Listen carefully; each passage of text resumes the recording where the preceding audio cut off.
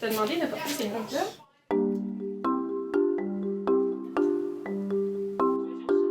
Deux inconnus, des lunettes qui ne passent pas inaperçues et un scénario catastrophe. En vous échappant de l'avion, vous avez récupéré 12 objets en tout. La tâche de votre groupe est de classer ces objets selon leur importance pour votre survie.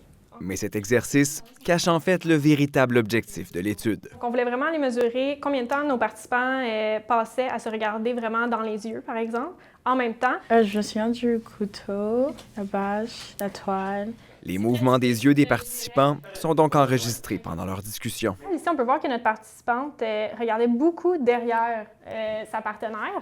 Donc, on voit beaucoup de fixation vers les livres derrière. Les données de 9 duos de participants, âgés entre 18 et 24 ans, ont été analysées. Un regard mutuel dans les yeux n'a été enregistré que 3,5 % du temps. C'est beaucoup moins que ce qu'on s'attendait.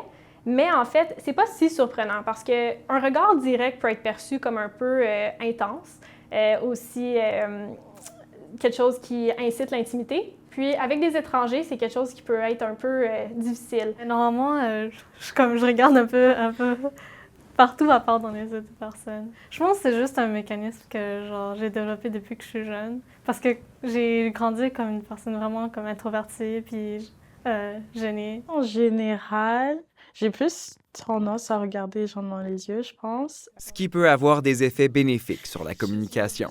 Il y a beaucoup d'études qui montrent que de percevoir les yeux de quelqu'un d'autre, ça nous aide à faire beaucoup de choses. Par exemple, ça l'aide à régulariser notre conversation.